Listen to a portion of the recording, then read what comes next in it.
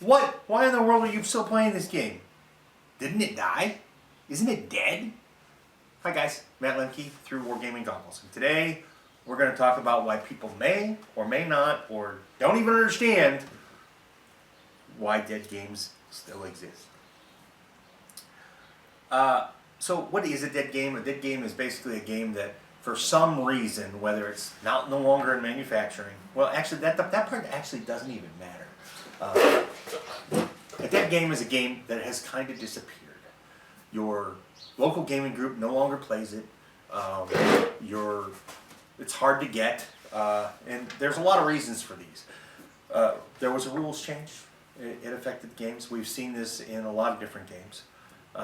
It happened in War Machine a couple of times. You change the rules and big fall off. A lot of times in some of the games there's a big fall off. So companies sometimes aren't as careful about that as they should. We saw it with Dungeons and Dragons. Dungeons and Dragons went from 3rd edition to 4th edition and it really plummeted. Which the funny part is now that a lot of people are playing more 4th edition than when the game first came out. We can talk, well that's on the other channel, we can talk about that. So low player counts, no official support for the game. The game company no longer makes the game, they lost the license. X-Wing is on the verge of possibly being a dead game. Atomic Mass Games no longer has the license to support it, or they stopped supporting it. I'm not really sure as to which that is, so don't argue with me about that below, please. I'm not going to research it. I still love X-Wing and I still play it locally, but since Atomic Mass Games stopped supporting it, the play has gone down significantly in our local shop. So I guess the next question is, why do people still play these games? What keeps them alive? Or what keeps people playing them? And obviously, the number one reason is they're fun, right? I have 2 dead games, one that I haven't played in 10 years, and the other one is Rezolution. Rezolution is probably one of the best miniature games I have ever played and will ever play, and while they are still around, there's not a lot of support for it. There's not a lot of growth because it's not in anything but pretty much direct distribution, which makes it a lot harder to grow a game. We do play Rezolution at my house, or at my house and at my buddy's house twice a year for a weekend, and probably get 50 to 60 games in between the 4 or 5 of us in 2 to 4 days. So 120 games a year. That's probably more than a lot of 40K players play in a year, unless they're going to a tournament every weekend and playing 2 and 3 rounds a day, which is marathon level, really. And that's my son. And the other thing that can make it dead is just the fact that it's not being made anymore and they ran out of production, but people own it, they sell it on eBay. Oh, the other game I was bringing up was Void 1.1. Back in the day when I had my game store, we actually were the US distributor, and we had a really strong following, but most of those people moved. So that's another way that games can kind of pass away. The play base falls apart.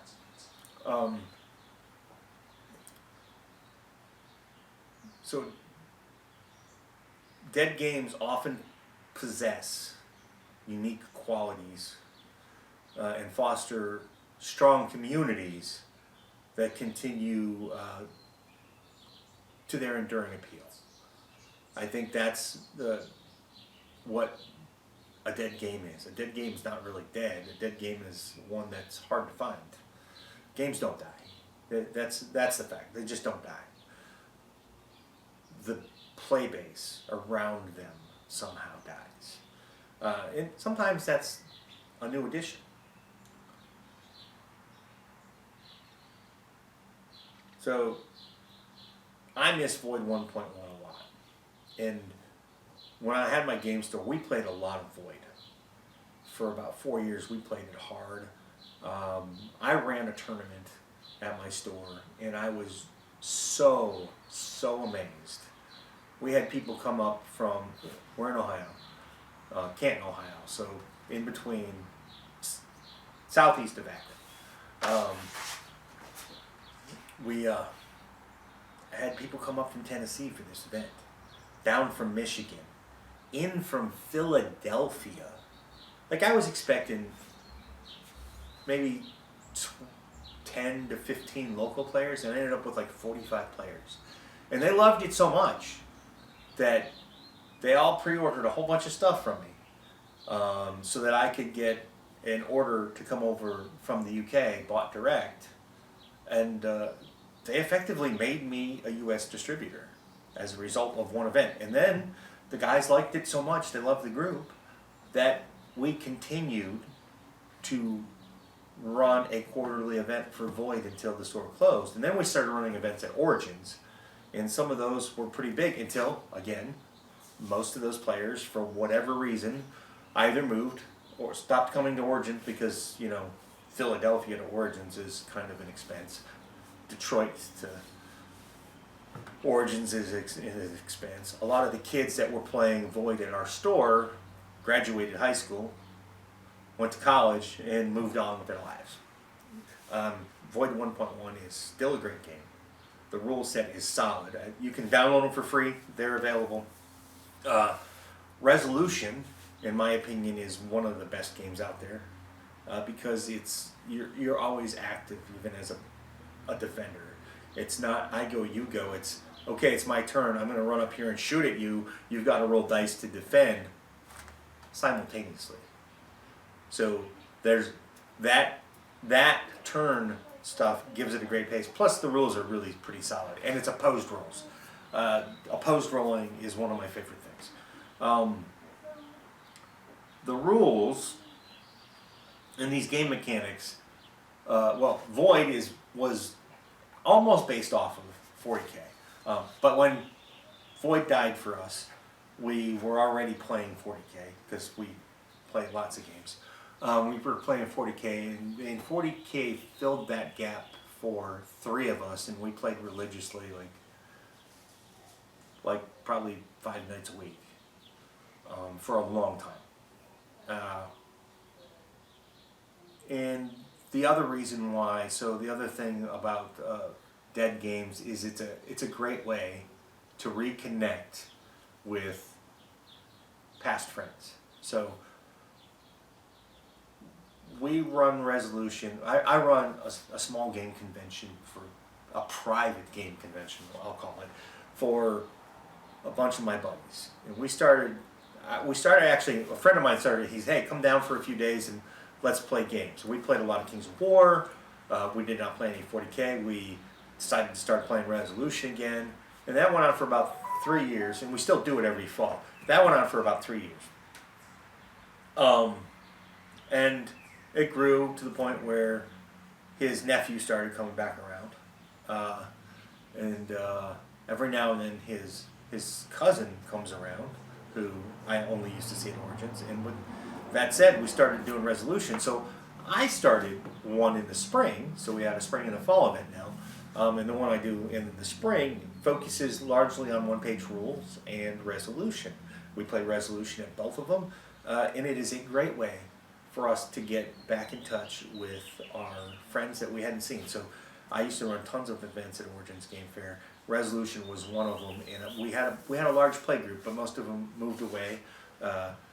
Aberrant doesn't have a presence at the conventions anymore, so it's not as easy, and it's not as easy to run miniature games at Origins anymore anyway.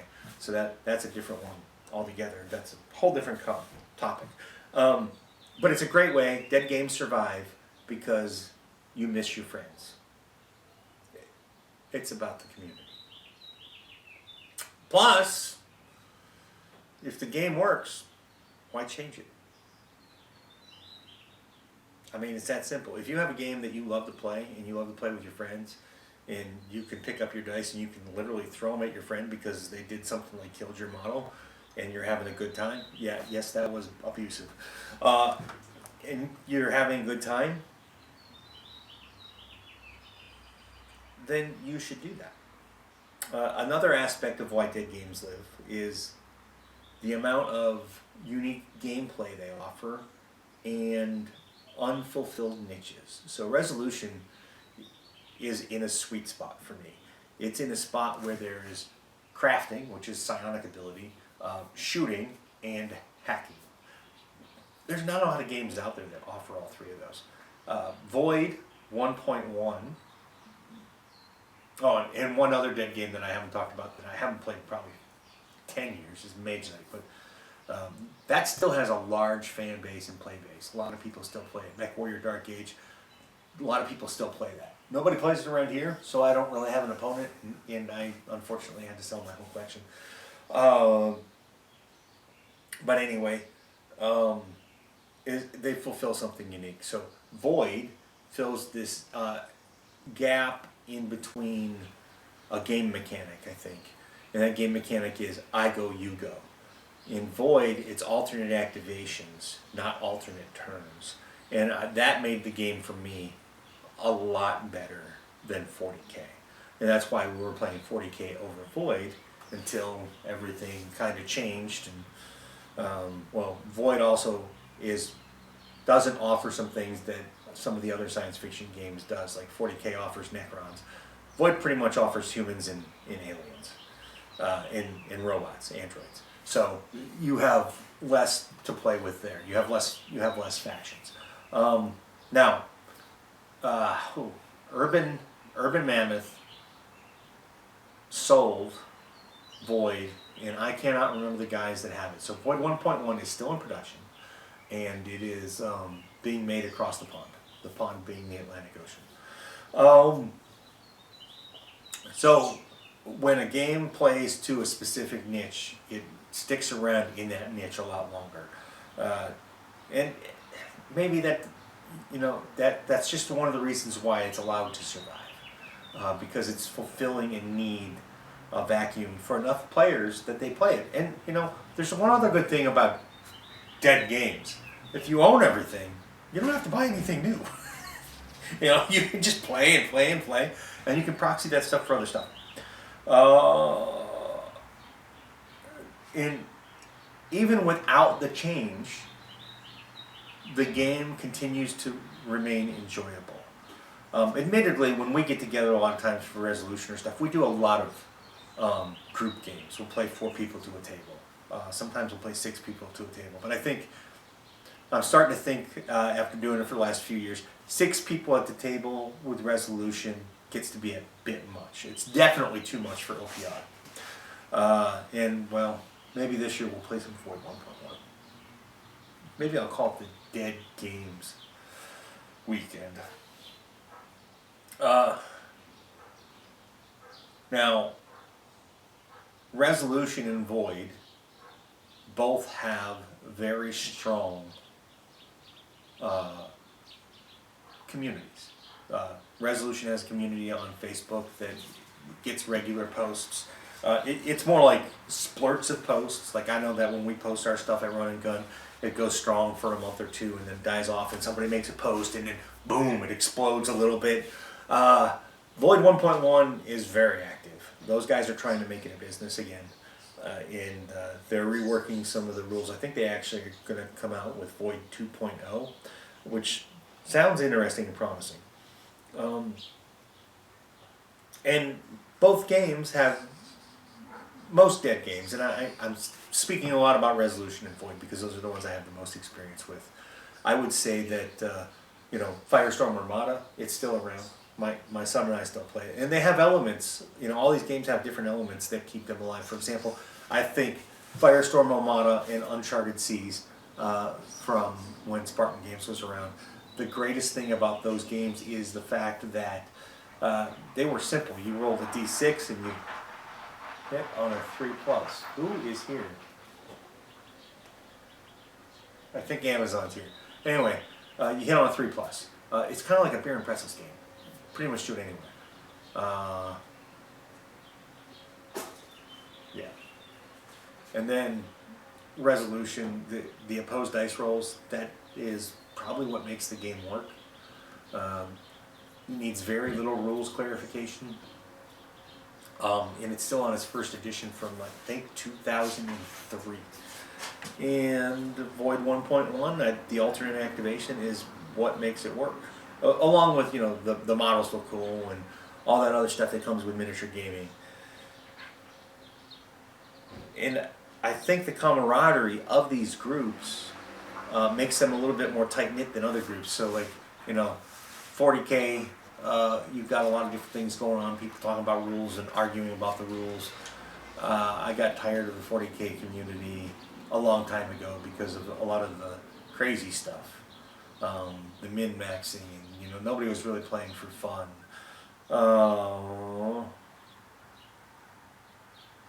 One of the things that we have done and other people do for Resolution to make it stay strong is they actually create a whole bunch of fan-based material.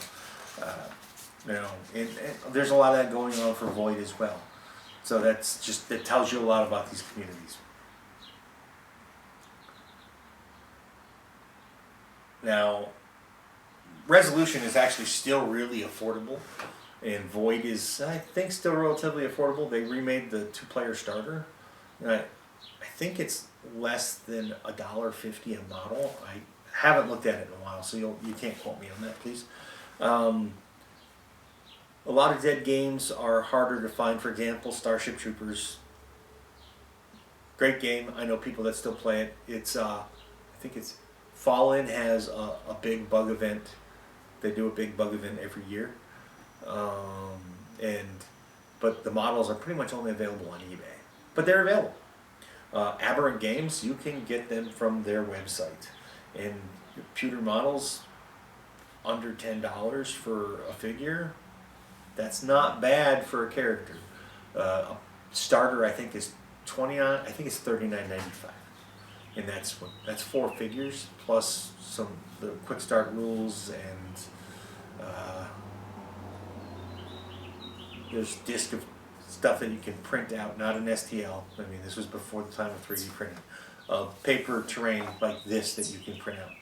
This is not an example. This is from Drop Zone Commander, which is another great game that is actually kind of dead in our area. And I mean, it's really dead. Like, there is no play base anymore. The second Kickstarter kind of ruined the play base for Drop Fleet Commander. But it is still going strong. And they're selling it. They have a presence at conventions. I don't know if they're going to be at Origins this year or not. They were last year, I think. But I don't think they're going back this year from the video I watched. So that might make people reluctant to invest. Now, one thing that we do is we always try to introduce new people into the dead game, because dead games often have the diamond in the rough kind of appeal. Like, oh, nobody's playing that, I don't want to buy it. So right now at our game store, there's a game that I really, really want to pick up and try. It's the new Fallout game, the miniature skirmish game, and I really want to pick out, I want to get some more Elder Scrolls stuff. Skyrim. And nobody's picking it up. Like, nobody's picking it up. So while I know it's not a dead game, I know there's people playing it, they're just not really playing it publicly at our store. I don't want to be the guy. I mean, I kind of want to be the guy, but I don't really have the time to be the guy that's going to go and teach people how to play the new Fallout game.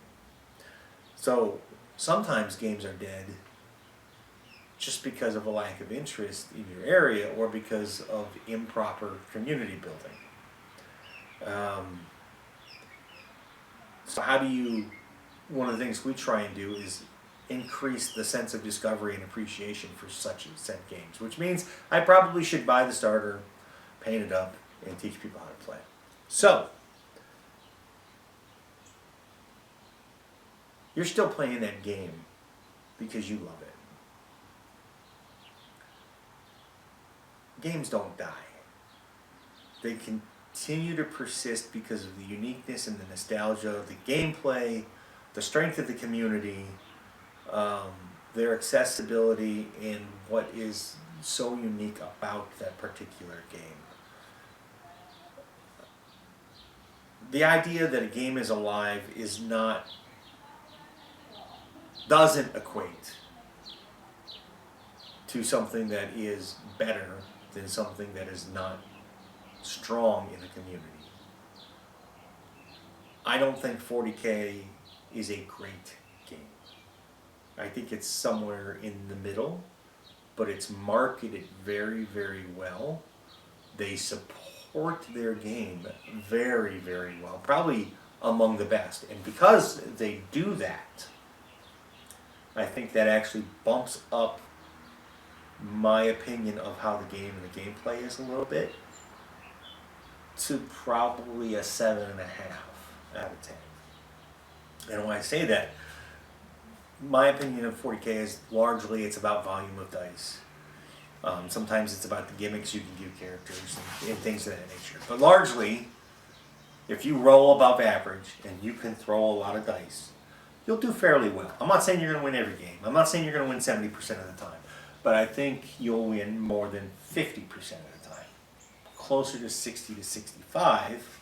And if you're really good at playing a game, probably closer to 80% of the time.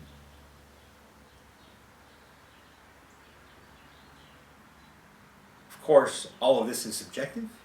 I mean, it's subjective based off of the community that you have, what you own, of course, what you want to learn, what you want to know. But there's a validity of people who are playing these games and still finding joy in them. It doesn't, just because a game is dead, doesn't mean that others aren't playing it and enjoying it and keeping it alive. You might not know those people. For example, a great example actually, Catalyst Game Labs now owns Battletech. Battletech was never really dead. There was a time where FanPro owned them because the original owners, it's right here. I hate when I do that. Went bankrupt. They were sued by Robotech because some of the stuff looked too similar, and Battletech became a thing that wasn't a thing. Then FanPro bought everything. A whole group of fans, a community, resurrected Battletech, and now we have Catalyst Game Labs because FanPro did what they did, and now Battletech's had one of the best Kickstarters ever for gaming, and they're going strong. Catalyst is growing. They're always doing stuff with Battletech. They're coming out with new rules. They took time to invest in Alpha Strike, which I think is probably going to be the way I prefer to play it. And of course, all of these things foster everything, all of it, the community, the growth, the camaraderie. It fosters what's important to us about gaming. We care about things that we care about, right? And that's just the way it works. You love your wife, you love your children. You like one game more than the other game. You sometimes leave a game because you don't like the people you're playing with. Sometimes you gravitate to a game because you see how much fun people are playing with. That's what this is really about. Games don't die. The community around them does. It doesn't matter if that company went bankrupt and failed. FanPro is a perfect example of that. They resurrected Battletech. It doesn't matter if the company isn't great at supporting it. There's a lot of ways that you can create support for a game. You can get your store involved if you have, if you're good at demoing, you want to run some tournaments or casual campaigns. Get everybody to chip in, throw in some prizes. Everybody wants prizes. It helps tremendously when a company like Games Workshop says, hey, we got these great prizes, or a company like Atomic Mass Games says, hey, we've got these great prizes we're going to give out for your campaigns. So, games don't die. Groups, communities do. Interests change. Something else can come along and fill the niche. The rules mechanics fall apart. So play the older edition. Anyway, guys, let me know what your thoughts are on Dead Games. Let me know if I missed anything. I think I probably covered it too well because I went on and on about some of my personal experiences a little much. If you're still here, thank you for staying this long. That means you were enjoying this topic, and I will know to do more topics like this. Please like, subscribe, share, hit that bell so that you get notified when I do this. I'm kind of moving away from a lot of my review stuff, and I want to do more stuff like this. So I'm probably going to need your help getting some direction and getting my newborn feet going where they need to go. Have a great day. Hi guys, meet the Nibbles, who's gonna go down. She just decided not to go down my back, so we'll do this for her so she's comfy. Thanks for watching my video, and I appreciate it. Please hit the like button and share it if you know somebody who might be interested. And of course, there's always Twitter and the Facebook thingy, and soon I have a newsletter coming. That'll be down there or in a link below, and my kitty cat loves that idea. So anyway, there was one more thing. Oh yeah, subscribe. Be a part of my community, our community. Let's make it grow together.